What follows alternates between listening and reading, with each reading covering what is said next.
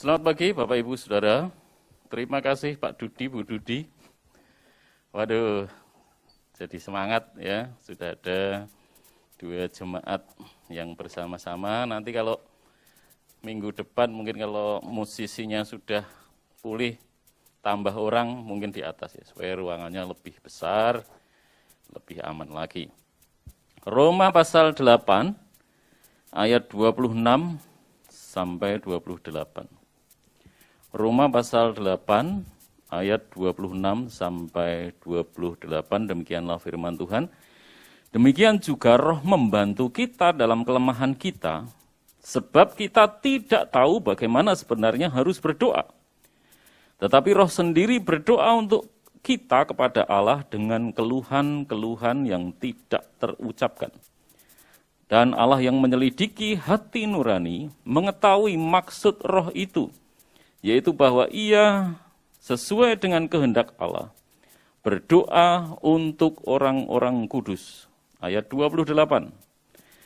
Kita tahu sekarang bahwa Allah turut bekerja dalam segala sesuatu untuk mendatangkan kebaikan bagi mereka yang mengasihi Dia, yaitu bagi mereka yang terpanggil sesuai dengan rencana Allah. Amin.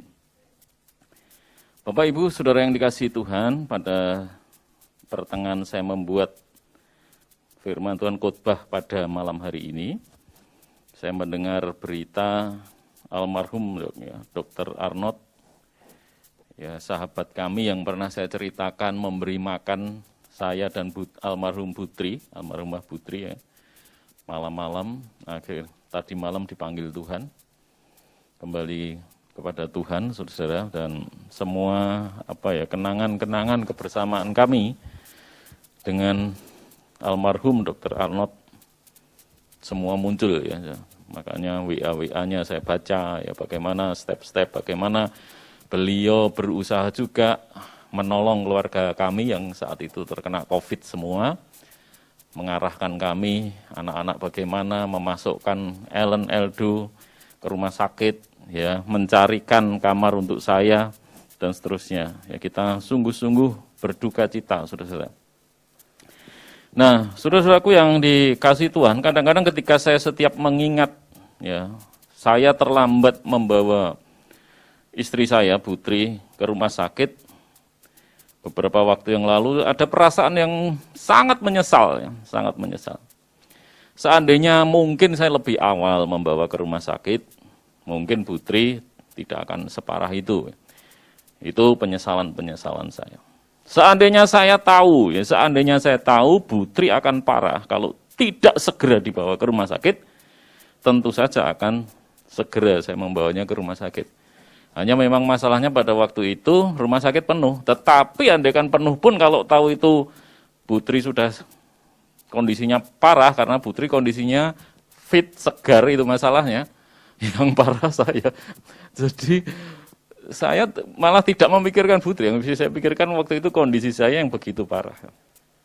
Nah, maksud saya demikian, Bapak Ibu, Saudara jemaat dikasihi Tuhan, kalau kita tahu suatu jalan akan menyebabkan kematian, suatu tindakan akan menyebabkan penderitaan, pasti kita akan berusaha menghindarinya. Pasti kita akan berusaha. Tapi aneh, saudara-saudara. Setiap saya memikirkan inkarnasi Tuhan Yesus, selalu saya heran. Karena Tuhan Yesus itu tahu kalau dia datang, ya, dia akan ditolak, endingnya, ujung-ujungnya adalah dia akan disiksa, dianiaya, ya, sampai mati.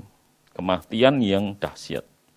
Niftrik dan Bulan menulis demikian, saudara-saudara. Menurut kitab-kitab Injil, sejak permulaan pekerjaannya, Yesus telah mengetahui. Nah ini saudara, Yesus telah mengetahui dan mengalami bahwa hidupnya di bumi ini akan berujung pada penderitaan dan menuju kepada ajal yang dahsyat. Sejak Yesus menolak pencobaan di padang gurun untuk memperoleh dunia dengan cara mudah, yaitu menyembah iblis, kita tahu Yesus memilih jalan melalui salib. Dia sudah tahu, sudah, tapi yang saya kagum ya, Dia tidak menghindari. Kalau saya kan berusaha menghindari. Kalau kita tahu jalan itu akan menyebabkan penderitaan, satu tindakan menyebabkan, kita akan berusaha menghindari sebisa mungkin. Tetapi Yesus tidak. Ini luar biasa, saudara. Karena apa? Karena kasihnya kepada kita jauh lebih besar ya, daripada memikirkan dirinya sendiri. Nah, Bapak Ibu Saudara, mengenai resiko mengambil resiko siap menderita ini, saya mengingat orang-orang yang mencapai puncak gunung, pendaki-pendaki gunung yang dapat mencapai puncak gunung, saudara-saudara, itu adalah mereka bukan orang-orang manja yang suka tiduran di rumah, suka kenyamanan di sofa, ya, atau bermain gadget seharian. Mereka adalah orang-orang yang siap berjuang, siap menghadapi bahaya, siap terluka, siap kelelahan, bahkan tidak sedikit yang kita tahu menghadapi kematian. Nah, saudara-saudara, itu orang-orang yang mencapai puncak. Ya, Yesus, oleh karena itu, saudara, Yesus sangat ditinggikan. Loh, apa sebetulnya kemarin tidak ditinggikan? Sudah sangat ditinggikan.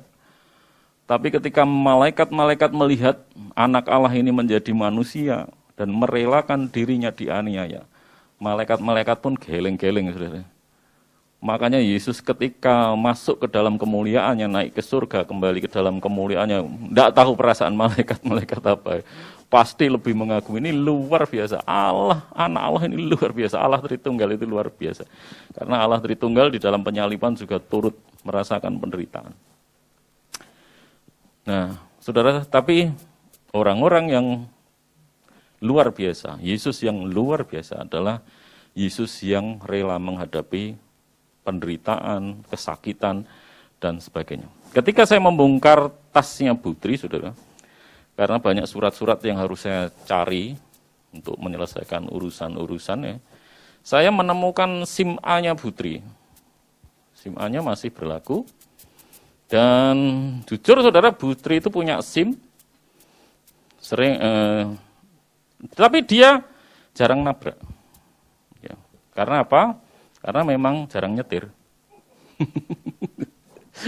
Jarang nabrak karena jarang nyetir. Karena kemana-mana yang nyetir ya saya. Walaupun Putri punya SIM A.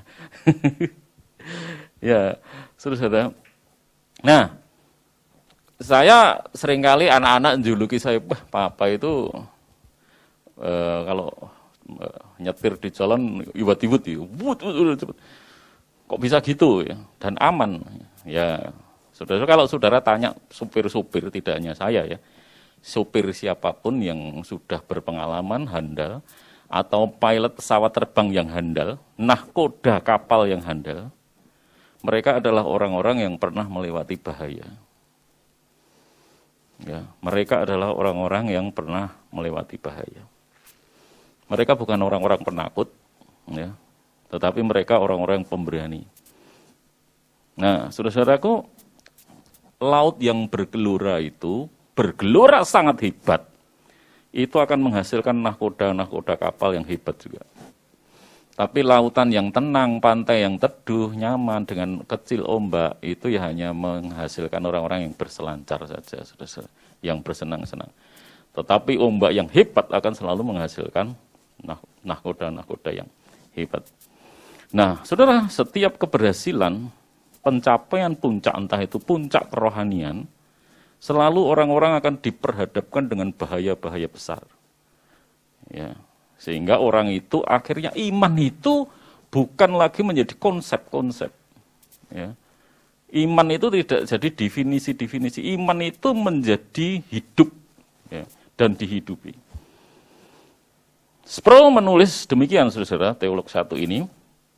Dia menulis demikian, Paulus mengingatkan orang-orang Kristen bahwa sampai kerajaan datang dalam kepenuhannya, orang-orang percaya hanya dapat memiliki pengharapan yang pasti.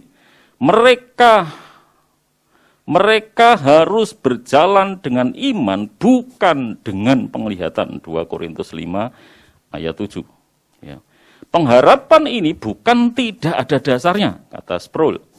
Meskipun kehidupan orang Kristen ditandai oleh penderitaan dibandingkan dengan kemenangan, Dasar dari pengharapan kita adalah Allah Tritunggal. Itu tulisan Sproul. Jadi orang Kristen itu menurut Sproul, saudara, lebih banyak menghadapi penderitaan. Makanya kalau orang Kristen yang tidak menderita itu, apa yang mungkin saudara lakukan? Ya. Kalau saudara benar-benar melakukan kehendak Tuhan, penginjilan, melayani, melakukan aksi-aksi sosial, saudara mungkin akan menderita. Banyak ini orang-orang yang membutuhkan donor darah, ya, untuk plasma darah. Ya, banyak orang-orang yang membutuhkan penghiburan, saudara. Ya, Ibu Jelita Arnold, dia sedang menderita, ya, saudara-saudara, malam pagi ini di dalam duka yang mungkin sangat dalam, sangat sedih. Nah, penderitaan sekali lagi. Mengapa orang-orang baik menderita itu sudah saja. Karena saudaraku, pada dasarnya semua orang Kristen itu akan berjalan dengan iman, bukan dengan penglihatan. Karena yang kita lihat banyak hal-hal yang menyedihkan. Banyak hal-hal yang mengecewakan. Tuhan tidak bersuka cita ketika kita menderita. Tetapi dia bersuka cita apabila penderitaan menjadi cara supaya kita serupa menjadi seperti Kristus. Jadi saudara-saudara, jangan sampai penderitaan kita ini, ya, kita lewati dengan sia-sia. Bagaimana caranya? Nah, kita akan melihat bagaimana caranya di dalam penderitaan itu, sikap kita ini benar-benar sikap Kristiani. Yang pertama, saudara-saudara, di dalam ayat 26. Demikian juga Roh membantu kita dalam kelemahan kita. Sebab kita tidak tahu bagaimana sebenarnya harus berdoa. Tetapi Roh sendiri berdoa untuk kita kepada Allah dengan keluhan-keluhan yang tidak terucapkan. Saudara-saudaraku yang dikasihi Tuhan, jadi dari ayat ini Tuhan menghendaki apa, saudara-saudaraku? Menghendaki kita berdoa. Nah, ini nanti kita akan lihat alasannya apa. Kok berdoa itu salah satu sikap Kristen yang baik. Ya. Tuhan mengerti penderitaan kita, saudara-saudara, bukan saja karena Dia adalah Tuhan yang Maha Tahu, tetapi juga karena Dia telah mengalami penderitaan di dunia. Dia pernah berada di dunia 33 tahun seperti saya dan saudara menjadi manusia. Dia bukan karena Maha Tahu saja, Dia Maha Tahu, ya. Tetapi Dia juga pernah menjadi seperti kita. Dan Dia menderita. Dan Dia mengerti rasanya ditolak, ngerti rasanya dikhianati, ngerti rasanya ditinggalkan orang-orang yang dikasihi, mengerti Dia mengalami siksaan, Dia paham semua. Dia mengerti apa itu lapar. Yang dimaksud di sini, saudara-saudaraku yang dikasihi Tuhan, jadi di sini ketika ayat ini berkata, demikian juga Roh membantu kita di dalam kelemahan kita, sebab kita tidak tahu bagaimana sebenarnya harus berdoa, tetapi Roh sendiri berdoa kepada Allah dengan keluhan-keluhan yang tidak terucapkan. Ini biasanya ada orang menafsirkan ini bahasa roh, bukan. Keluhan-keluhan yang tidak terucapkan itu bukan bahasa roh. Bahasa roh yang gitu, bukan. Doa di sini adalah, ya, juga bukan doa ala WA sekarang. Biasanya turut mendoakan kasih tangan dua gini. Ya, wah, tapi enggak berdoa ya, cuma tangannya dua, gambar tangan dua diupload gitu. Itu doanya orang sekarang. Atau berkata turut mendoakan, tapi baru tutup dan kembali aktivitas sehari-hari dan tidak pernah berdoa. Bukan seperti itu. Ya. Makanya saudara-saudaraku yang dikasihi Tuhan, Tuhan memberikan Roh Kudus ya kepada kita supaya kita bisa mengungkapkan isi hati kita. Dalam penderitaan saudara-saudara kita harus semakin tekun berdoa. Karena di situ ada Tuhan yang mendengarkan. Nah, saudara, ini menarik sekali, saudara. Ada Tuhan Allah Bapa yang mendengarkan, Roh Kudus yang menghibur dan memberi kekuatan, dan Yesus Kristus mendukung kita sebagai imam besar yang terus memperjuangkan doa-doa kita di hadapan Allah. Doa itu menarik, saudara. Karena ketika saya dan saudara sungguh-sungguh berdoa menghadapi penderitaan, saudara sedang bersama dengan Allah Tritunggal, dalam persekutuan dengan Allah Tritunggal. Dan saudara akan pasti memperoleh kekuatan.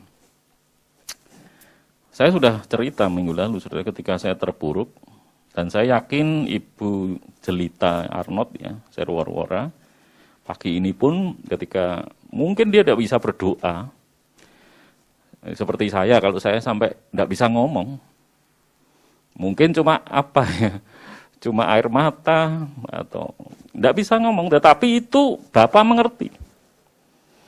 Yesus Kristus sebagai imam besar di hadapan tahta Allah Bapa, dia mengerti karena Yesus pernah menjadi manusia.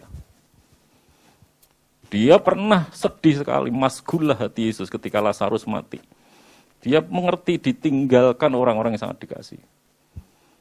Makanya saudara-saudara, mungkin kita tidak bisa mengucapkan apa-apa di hadapan.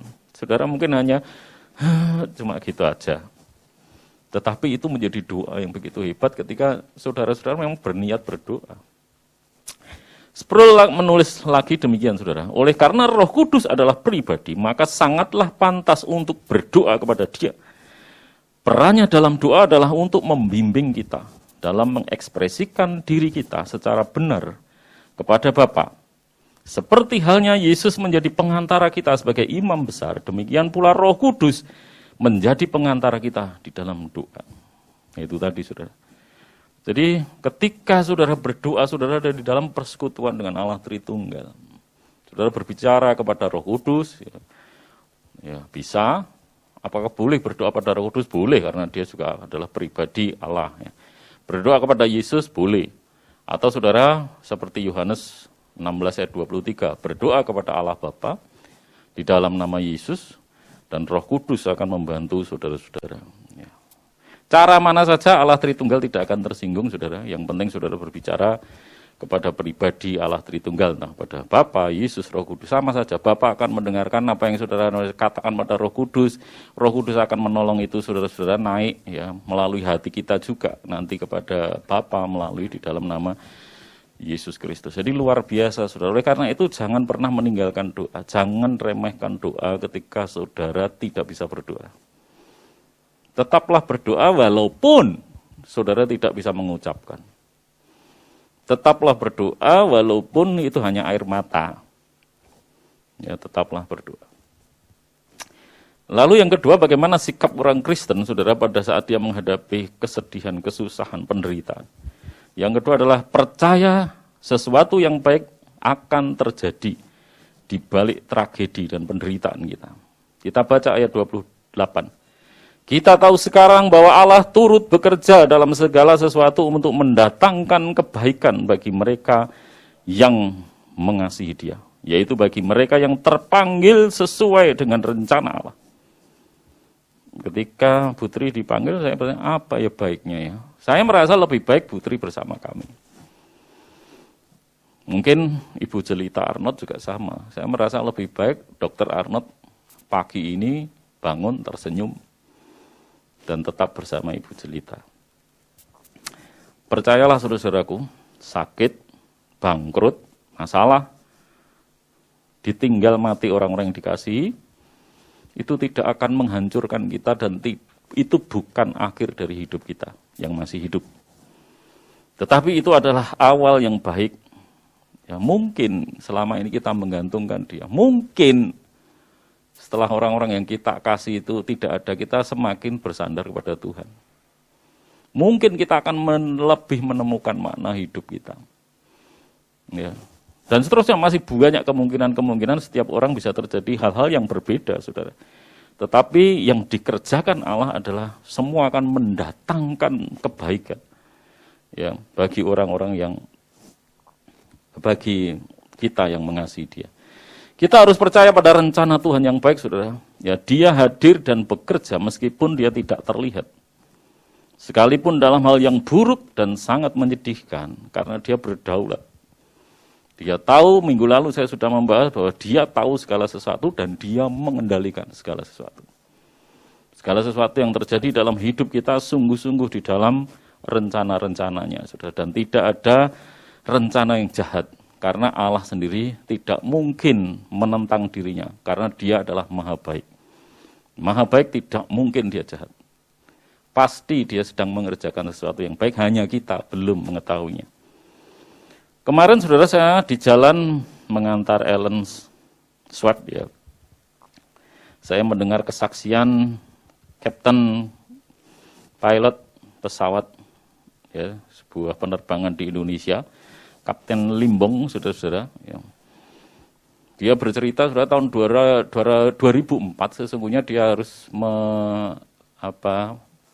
menerbangkan pesawat yang akhirnya celaka di Bandara Adi Sumarmo Solo yang akhirnya meluncur ke makam kuburan itu, saudara-saudara.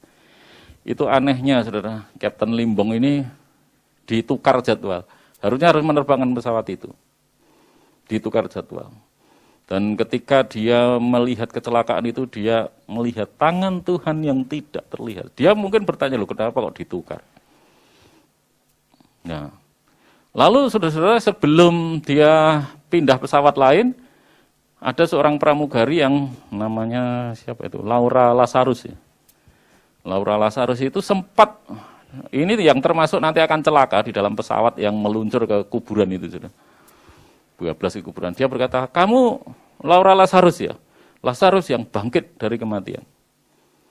Nah ternyata saudara, ketika Laura Lazarus termasuk menjadi salah satu awak kabin di pesawat yang celaka itu, dia ketika dibawa dari reruntuhan pesawat itu kondisi mati. Ya, sudah mati, dinyatakan, tidak tahu pemeriksaannya seperti apa, dinyatakan mati. Dan ternyata saudara dia hidup kembali. Ya.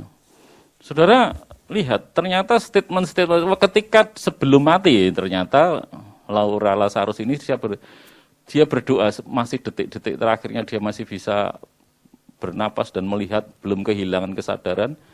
Dia berdoa, Tuhan beri kesempatan satu kali lagi. Dan ucapan Kapten Limbong ini juga menjadi seperti penguatan. Kamu Lazarus yang bangkit dari kematian. Dan benar saudara, dia satu-satunya ya yang bisa bangkit, yang bisa selamat saudara-saudara dari kecelakaan itu. Nah, saudara-saudaraku yang dikasihi Tuhan. Jadi kadang-kadang penderitaan, apakah kalau gitu orang-orang Kristen, hamba-hamba Tuhan yang naik pesawat jatuh ke laut itu juga apes? Kemarin ketika teman-teman saya berkunjung ke tempat ini ya kita tetap jaga jarak, guyonan ya.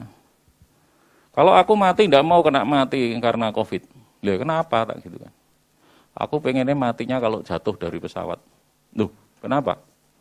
Karena kalau saya mati karena COVID aku tidak bisa memberi istriku apa-apa. Tapi kalau saya mati karena naik pesawat dapat asuransi. Berapa? 1,3 miliar.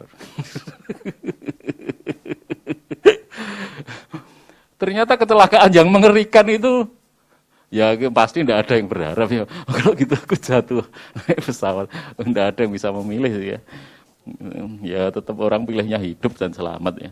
Ini hanya guyonan. Tetapi itu mengajarkan pada saya sesuatu yang mengerikan bagi kita. Ternyata ada sisi-sisi sebetulnya yang mungkin yang hidup bersyukur selama suami atau keluarganya hidup tidak pernah bisa memberi uang segitu ya. Nah, tetapi akhirnya bisa macam-macam saudara. Itu hanya salah satu joke aja. Dan tetapi bermakna juga. Millard G. Erickson berkata, menimpakan kematian adalah hal terburuk yang dapat dilakukan oleh dosa serta kuasanya. Ketika ini Millard G. Erickson bicara tentang kebangkitan Yesus. Dosa itu paling buruk yang bisa dilakukan oleh kekuatan dosa adalah kematian, menimpakan kematian. Tetapi ketika Yesus bangkit, Yesus mengalami kematian. Hal yang buruk, terburuk, ya di dalam uraian tentang dosa, kematian itu adalah hal yang terburuk.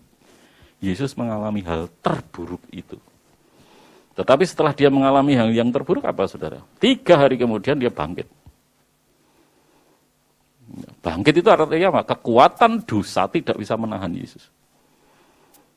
Hal yang terburuk itu tidak bisa terus-menerus membelenggu Yesus.